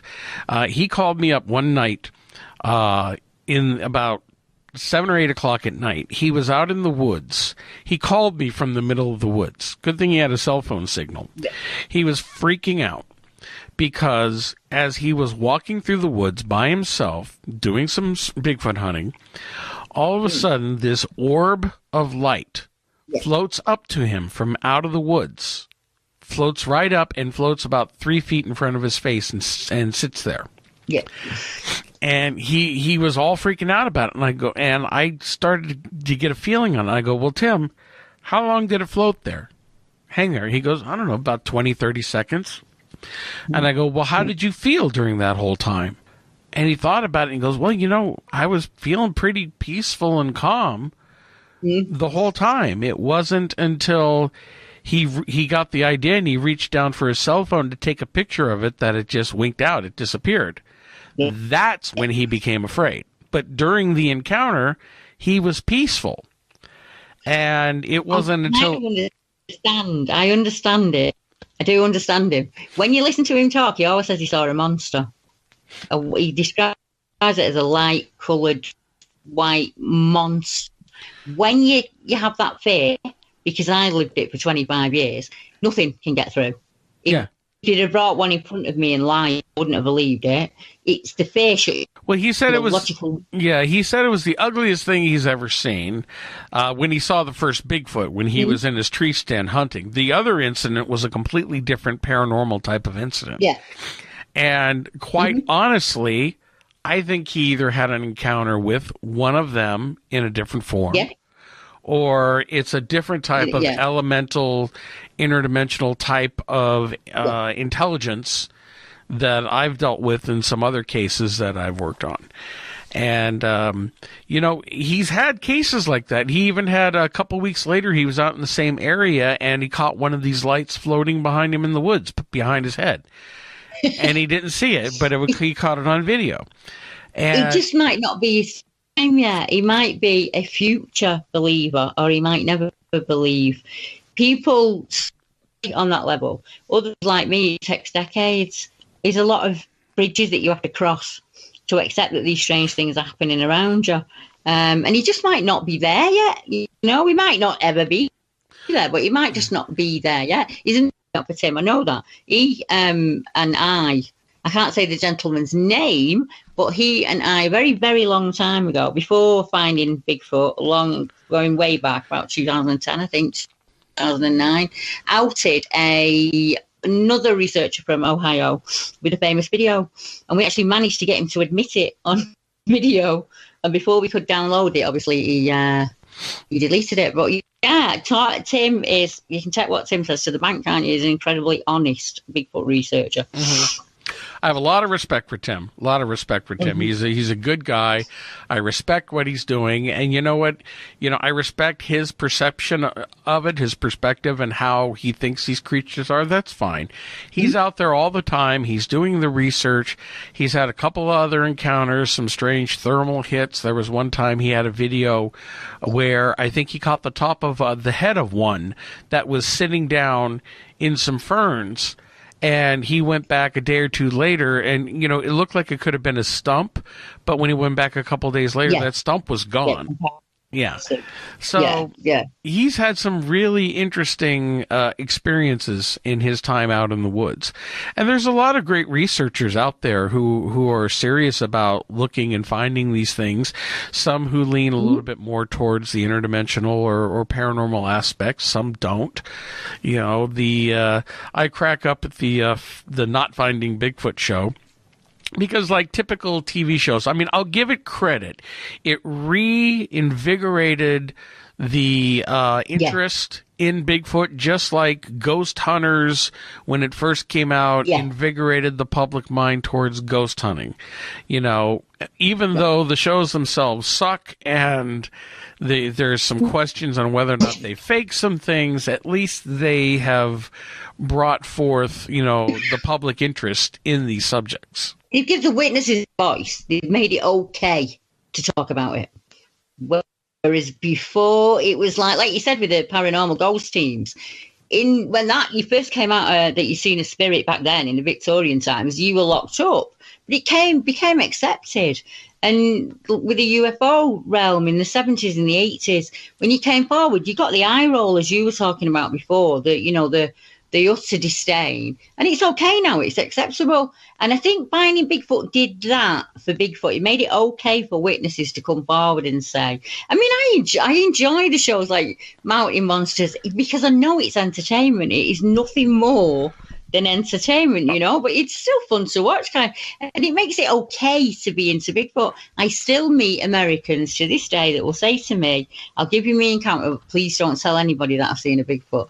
And whereas those Brits look at America and think, oh, it's okay, you can just come out and say it, there's still kind of stigma attached to that, which is really strange, isn't it? But there is. It's just sometimes it's just not acceptable to admit that you were seeing a Bigfoot. Well, here's what's funny is I'm going to say this: Mountain Monsters is my absolute favorite guilty pleasure show because let's go get that bitch. I mean, I absolutely love it.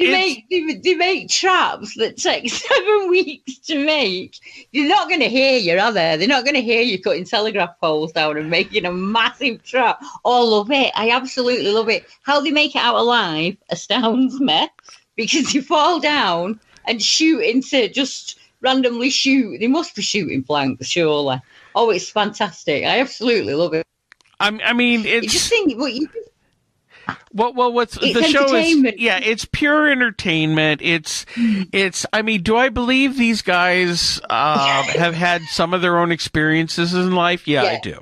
I think that the storylines, especially the last season, and I haven't heard if they're coming back with the new season or not. I really hope so, because they kind of left us on a cliffhanger. Yeah, I just adore it. Alaska, the Alaska ones, I absolutely love them. Alaska Monsters, I watched that. I used to binge watch Monster Quest. Yeah, I'll be honest. Yeah, it's soaking up knowledge. You want to know other people's stories, don't you? But yeah, I think they're funny. We had Finding Bigfoot over here. That didn't go too well, I'll be honest. But I pulled out of that. I didn't want any part of it. It wasn't for me, I'll be honest. I didn't get a good vibe about it, and I didn't really want to take part. And it's a different culture here in the UK. We don't normally, unless it's incredibly important, we are not going to travel for 4 hours. We're not more sophisticated. If there's not a cup of tea at the end of it. It's not a day out or an holiday. We're not travelling more than an hour in the car. I know Americans say, oh, it's a really short journey. It only takes 2 days. You can cross the UK in a day, in its small, probably in an afternoon at its narrowest point. And they kind of had the town hall meeting in Chester-le Street in Durham.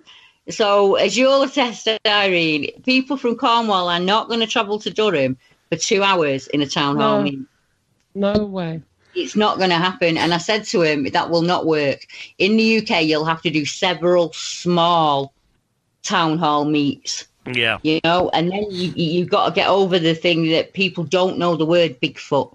So you're going to have to ask them if they've seen a wild man, or they've seen a woodwoose, or they've seen a caveman, because that's kind of how they get the Dorset caveman. Yeah, you say to an English person, have you seen a wild man? Yeah, you should have seen my old man last night. Yeah, exactly. Three sheets to the wind. It was wild. There's a famous society here, Mark, and I'm not going to mention them, but they will not bend to the word Bigfoot, and they stick to the acronym of BHM, which stands for a big hairy man.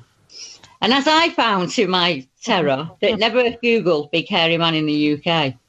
I've seen a few big hairy in my. It does not take you to a Bigfoot site. Let's put it that way.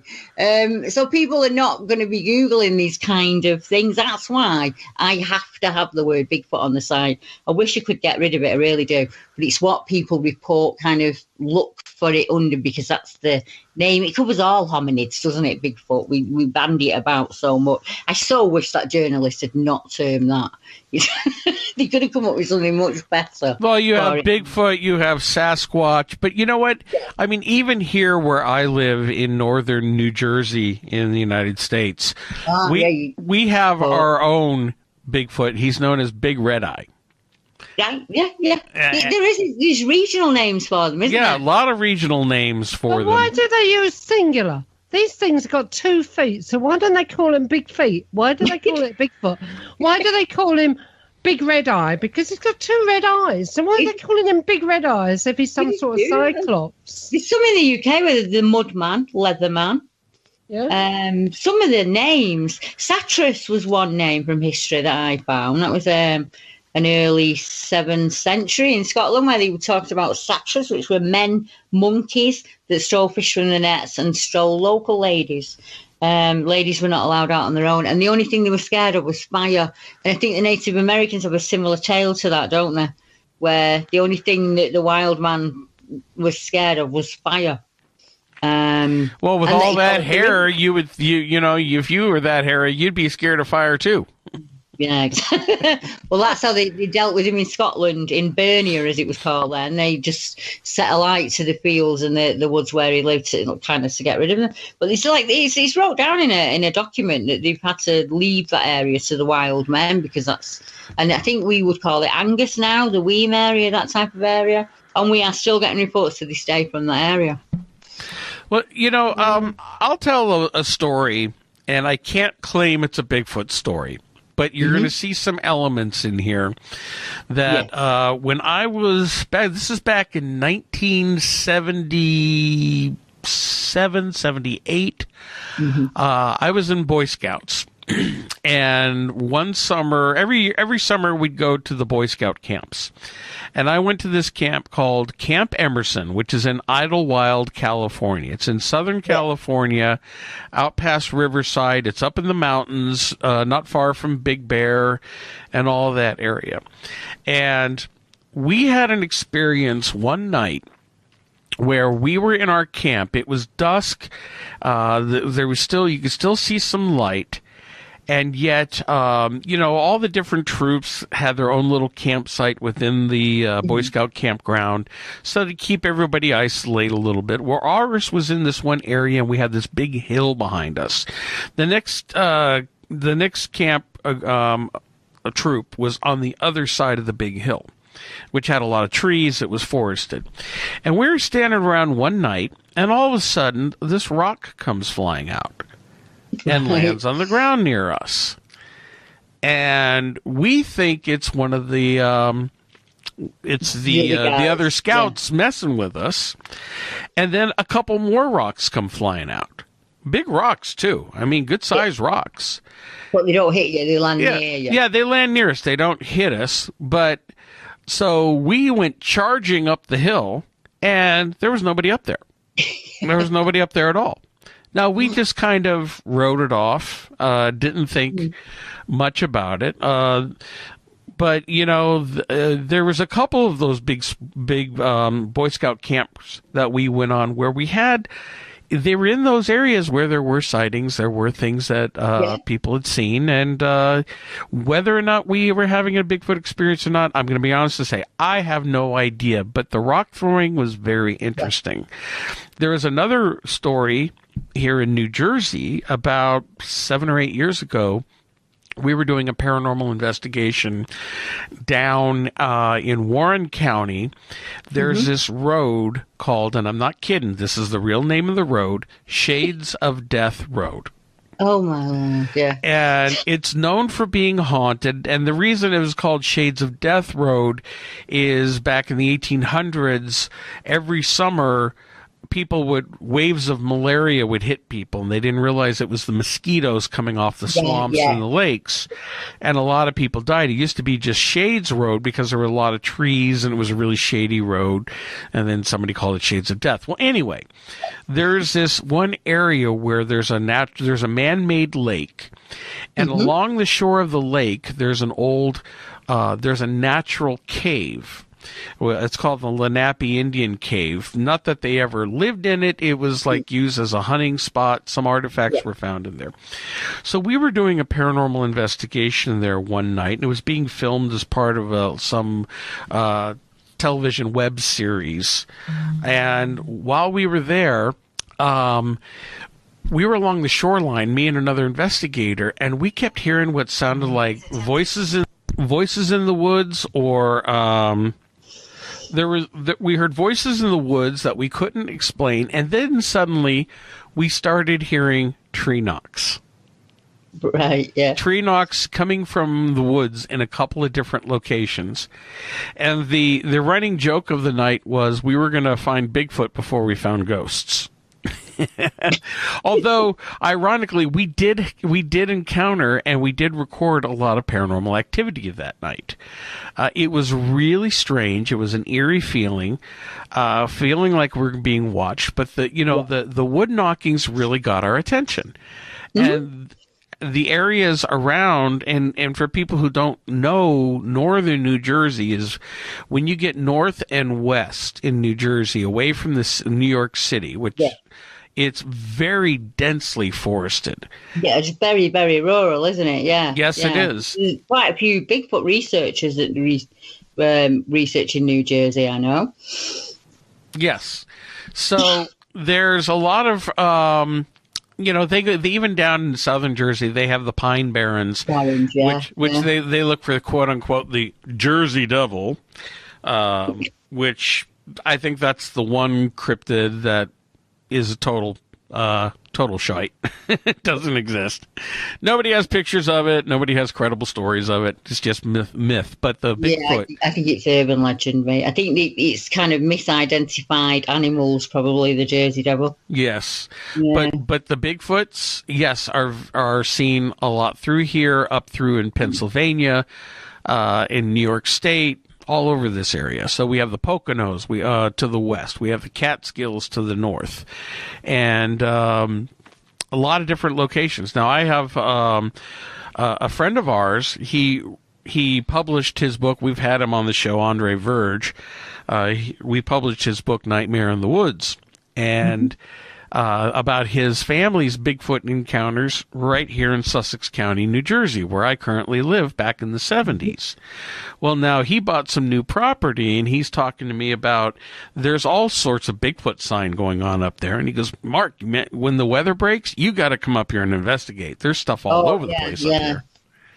So, yeah, I'll be doing some Bigfoot hunting here as soon as the weather starts turning a little bit more spring, summer-like. It's a fantastic opportunity, isn't it? There's not many people can get in good ground like that on private land. So you grab it with both hands and run with it and just go where it leads, you know? And the trick about it is like a lot of people, you have to go in from a different standpoint and perspective. You got to go in with the fact that they know you're there. They'll instantly know you're there. It's Talk out loud, yeah. It's all about your intent. I think that they can read your intent. They can tune into your energy. They may even have a bit of psychic ability to at least understand what your intent is, who you are.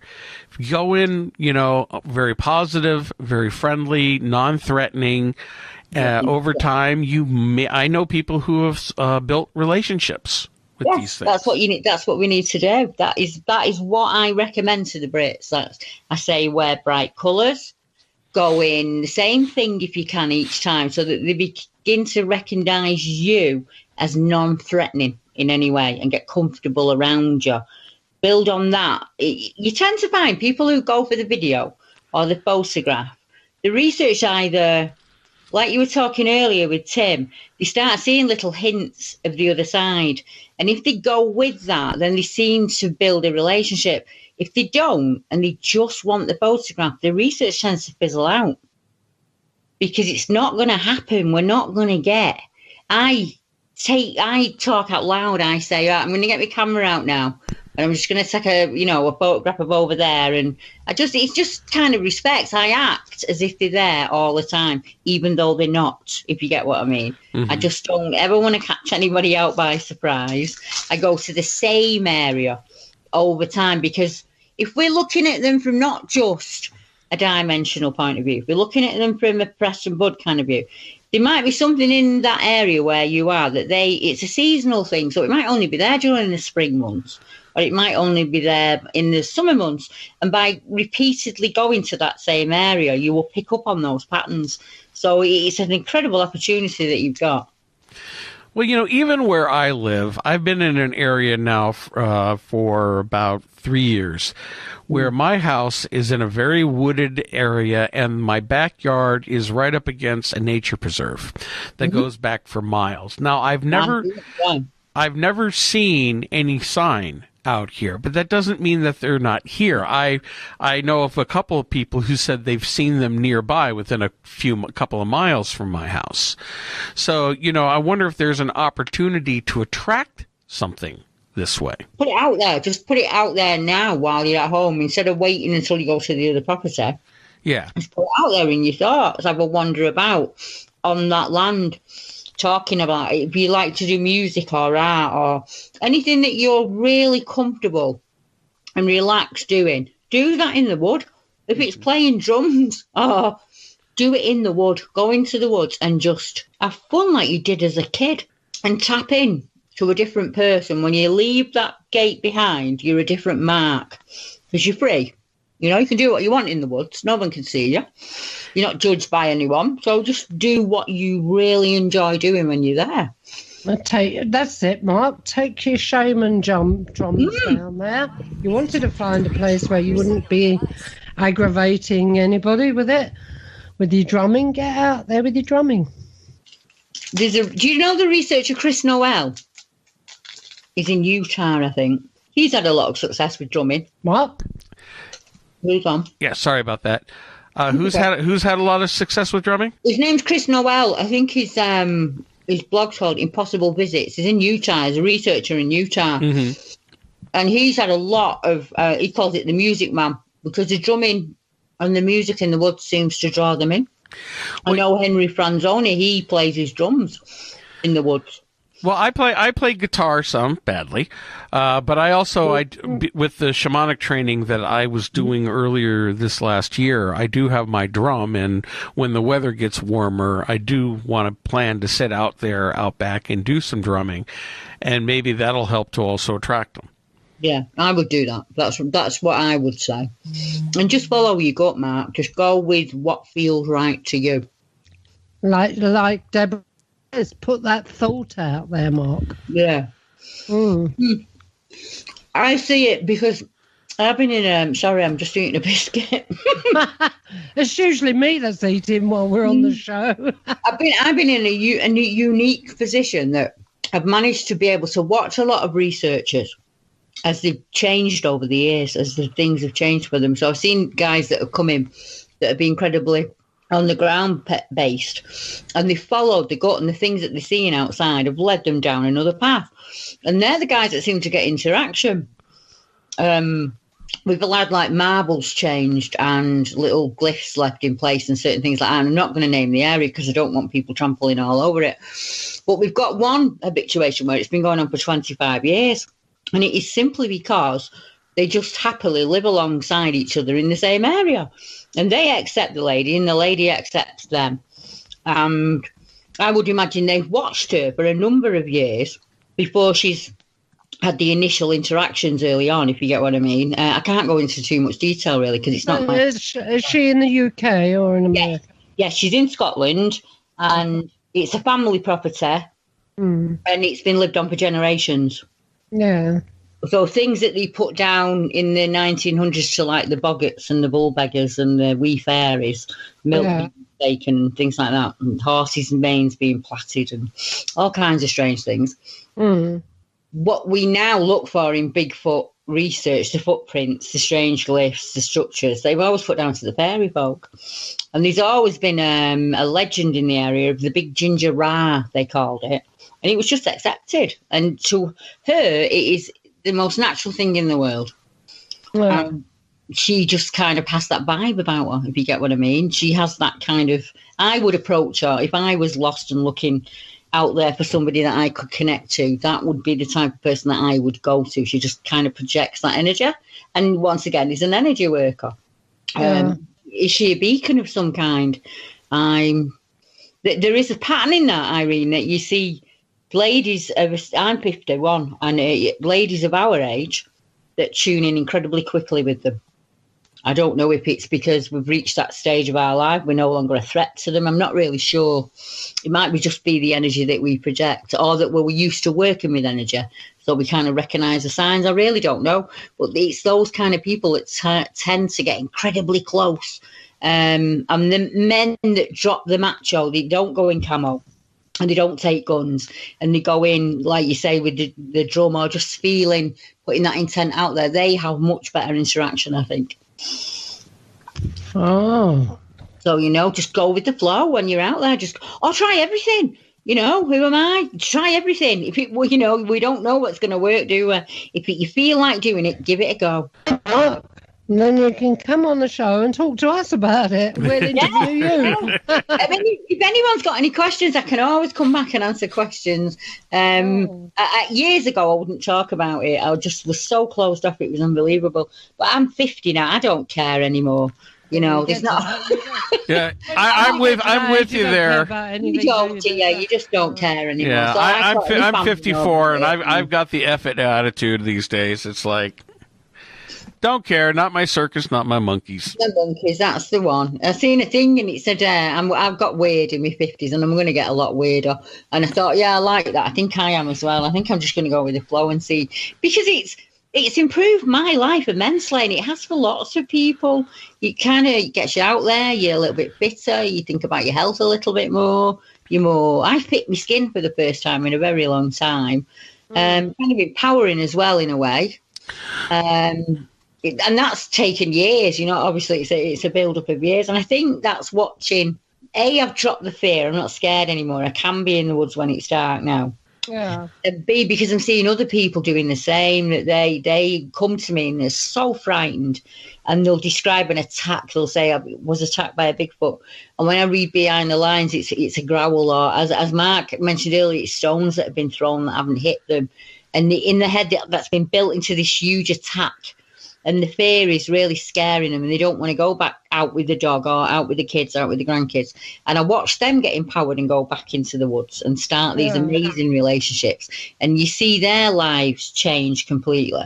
So I don't see anything negative that comes out of the things that we do, connecting or going to the woods. I've not heard anyone say like, I don't ever want to speak to you again. You've made me go back out to nature. You kind of hear the complete opposite. And you hear a lot of people that have never bothered before, have never really been interested in nature at all. And it's getting into Bigfoot research that's got them into liking nature more, if you get what I mean. They've gone on to other things. I think it's an amazing subject. Some people worry because they say, I can't get out into the wilds. I can't get right out into the wild. I'm a disabled. My mobility is terrible, and I spend 6 days out of 7 stuck on the bed. But what I did was I looked online for old stories, and old, anywhere that I could find. There's lots of things you can do with the subjects if you're not fantastic at getting out. There's a little bit for everybody that we can all get involved in. I think, and there's a nice little community building in the UK now. Well, here we got about 10 minutes left in the show. So okay. For the last few minutes, let's talk about something else that is a very similar phenomenon. It's becoming big in the U.S., and I'm still having trouble wrapping my head around it. The reports of Dogman. Okay, yeah. Okay. And for those people who may not be familiar of it, think of a Bigfoot with a long tail and a canine head. That's what people are seeing or claiming to see in a lot of locations in the U.S. And, it may fit in with possible werewolf lore back in the UK and Europe, but you know what? It sounds almost so ridiculous that I really have trouble wanting to stomach it, to believe it.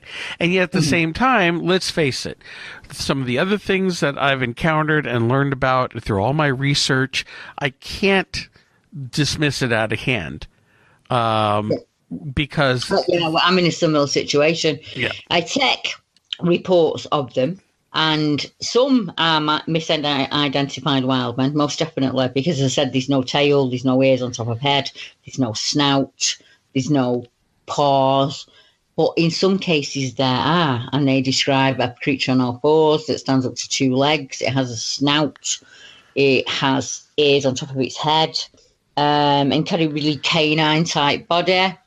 All down the northeast coast of England, you get that type of account. In an area called... It's big over here, isn't it? Yeah, Cannock Chase, get that type of account. When I started looking at it, I think there's a couple of reasons for that. One is, have you heard of the Beast of Seven Shoots at all, Mark? No, I have not. I would suggest that people have a Google for Seven Shoots, and it's Chutes, and that's in America. And it's just a strange-looking baboon, upright, walking baboon. And it was, if you could imagine Bigfoot having a snout, that's what it looks like. And there's lots of talk about it could be because they come down the Denisovian line. They could be an actual being in their own right. Some could be misidentified Bigfoots. Some could be misidentified standing wolves. But when you wade through all of that, people are reporting upright, canid type animals. What I have trouble with is the amount of attacks that are reported. If there was that many attacks being reported, I'm sure we would be hearing about it on the news. Because if an alligator attacks, it's on the news instantly. In the UK, I do think people are reporting them, but when you look at the actual stories behind the attacks, it happened here in the UK about 18 months ago. There was a certain person who fueled this phenomenon, and it got to the point where she was coming out with ridiculous claims like there was helicopters over the Yorkshire Dales and people's body parts were being found. It's utterly ridiculous. Out of all of the accounts that I've taken, there are no accounts of attacks or anything like that. Even in the Dogman accounts that I take, the Dogman of Snowdon that's near Irene was said to jump over a wall and run away from the girl, and she described him as 7 foot tall. He looked like a canine. He had the same colour as like a German Shepherd dog, and she said he had a tail and he had paws. The werewolf in Yorkshire, similar thing, jumped over a wall to get away from people. The attacks that you seem to hear about are when they'll say like a werewolf's come in and attacked, 47 sheep have been attacked. There's a lot of that going on in the UK. That shocked me. The animal mutilations. Mutilation, yeah. But again, you still don't read about it in the newspapers or anything like that. No. what I started doing the Bigfoot reports, and then obviously I've come across the strange stories, don't I? So there's been a lot of it here in Wales, Deborah. Yeah, and there are werewolf reports. I think it's a word that people know to report. Yeah. It's upright, it's tall, it's hairy. You instantly think werewolf. But the RAF Alconbury, they call it the standing wolf. But when you ask about the description, it's a human ape-like face. There's no description of a wolf or ears, that kind of thing. But there are accounts where they say, as I said before, that they have Dartmoor in the UK as well, that they have ears on the top of the head and they're very dog-like, and they're off they go. There are active researchers out here in the UK. Do you think these things can shapeshift? I don't know. I honestly do not know. I don't know. I think they're separate. I think Dogman and Bigfoot, Wildman, whatever you want to call them, are two completely separate things. But that's just my opinion, and that's only a guess, Irene. That's just me guessing. Well, werewolves have gone back hundreds of years in Europe. Yeah, exactly. You see them on bloody churches. Gargoyles and werewolves and things like that decorating the churches. I mean, we had wolves in the UK at one time, didn't we? And a lot of murders were put down to the wolves. You'd find a murdered, mutilated body in the field. It was a wolf that did it, kind of thing. But I know in America you have like the loup-garou. There are, I think in Louisiana, isn't it? You have the loup-garou, the rougarou, the type of werewolf-type dogman. And then Kentucky, there's a lot of dogman accounts come out of Kentucky for some reason. And Bray Road, I'm not sure where Bray Road is. That's an area of dogman accounts. Bray Road. Yeah, the Bray Road Beast in America. There's lots of accounts of dogmen there. So I don't know. I mean, in America, you have wolves. So could some of them be misidentified wolves? Would that be possible? That someone from a town is out in the woods for the first time, sees a wolf maybe, because dogs will stand on the two back legs, but you can't put them all down to that. There are people making the reports of them. Well, and let's face it, there are bears. Bears have snouts. They have ears on top of their heads. And they can stand up on 2 feet when feeling threatened. And people can misidentify that. Identify them, yeah. We don't have that here in the UK. That's one of the arguments I use when people say to me, "Oh, it's impossible." We don't have that misidentification. No, we've just got foxes. We've got nothing big as a fox. So you're not mixing it up when you see this. But the most vicious creature we've got is a badger. Yeah, probably a badger. Yeah, but you're not going to mistake a badger for a Bigfoot. It's not going to happen. And you're not going to mistake a deer. There's 4 species of deer in the UK. No. And we don't have that. So when people are saying to you they've seen a bear, man, we don't have a bear. So they're not misidentifying a bear. There are none. So in that sense, we're kind of lucky. There might be a little bit of that in America. You see some people, like the Jacobson photo, to me, that looks like an emancipated bear. But I'm not a bear expert, so I don't know. But I think there's got to be some kind of misidentification going on. But there are lots and lots of people who are legitimate people reporting seeing these canid-type creatures. I can give you an example in the UK. I've seen something, misinformation. There's a lot of that out there. I was chatting with a lady the other week and she said she saw a creature. She didn't say a dogman or anything like that. She said she saw a dark, hairy creature when she was a young girl with her stepdad. And they saw it a couple of other times. And she described it as upright and completely covered in hair. By the time I'd finished speaking to the lady and asking her if it was okay I could add it onto the map, it was already on YouTube as Dogman attacks girl in Essex. Oh, God. And I thought, this doesn't help. It doesn't help at all. And I thought that's for clicks and likes. There's a lot of that going on, and I think that puts genuine people think, because of that, then everybody's telling the lie. I think there are some genuine Dogman witnesses. I really, really do. Is there no history of it? I don't know Native American history. Do you have a canine? Well, you know what? I've never heard of it. We got shucks and things like that. Yeah, we have the shuck. That's it. Yeah. So I was thinking, do you have a similar black dog type in your history? Over here in America, there is no Dogman history. I mean, I know we had interviewed or any dog history. Well, we have phantom wolves. dogs. No, we have phantom dog reportings. There are, depending on native culture, they deal with a lot with coyote as like a trickster spirit. But or you even have the skinwalkers, which in the southwestern part of the United States, where Native Americans believe in evil witches who can shapeshift into a wolf-like creature. And those, of course, the skinwalkers. Sometimes they walk up and things like yeah. Like I say, some witnesses you think, well, I don't understand how you've made it out alive if it's supposedly done all the things that it's done to you. They say, and it ripped his head off and it stole my wife and it ran off with 2 pigs. And I think, well, I don't understand how you can be here today telling it on YouTube if all of those things happen. So it's really hard, but it's the same for the Bigfoot witnesses, isn't it?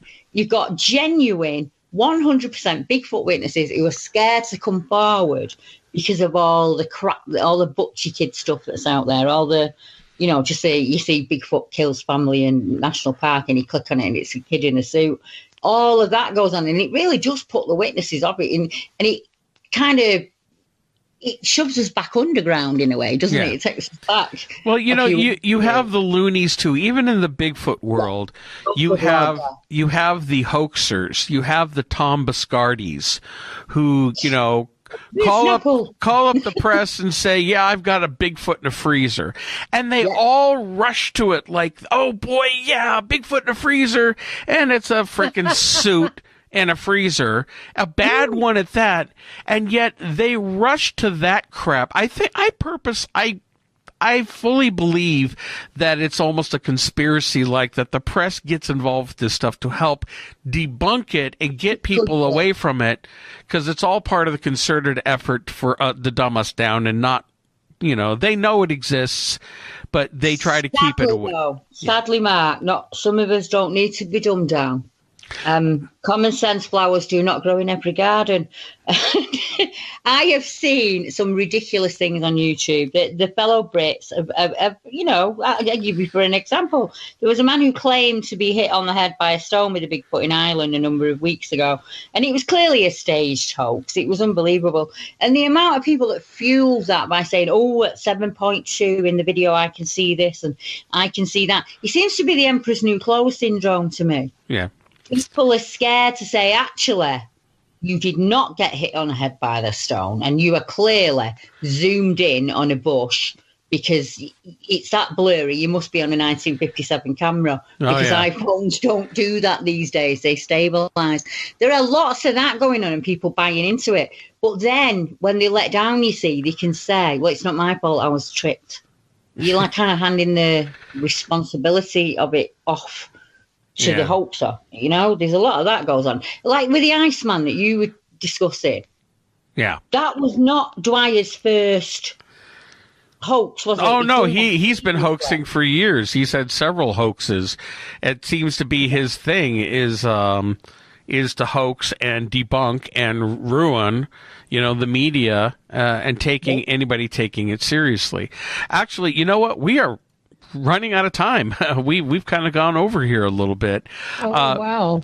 Deborah, now where can people find you? You have your own website, correct? It's British Bigfoot Sighting Reports. But if you pop Deborah Hatswell or just British Bigfoot into Google, I tend to pop up. I'm quite loud. Lots of people know me.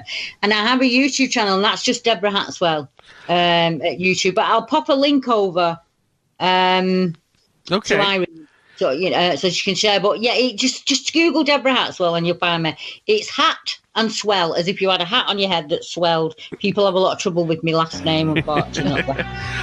Well, Deborah, I can tell you this has been a lot of fun talking with you, and we are going to have you back, Deborah. Oh well, anytime you want me to come on, just shout up and I'll come on. Okay. Yeah. All right. We'll back. Well, Deborah, thank you for coming on, and everybody, thank you again for listening to another edition of Paranormal UK Radio here on the Paranormal UK Radio Network. And Irene, we will catch you next time. Yeah, and for anybody, we can be found everywhere. Bye-bye. Good night.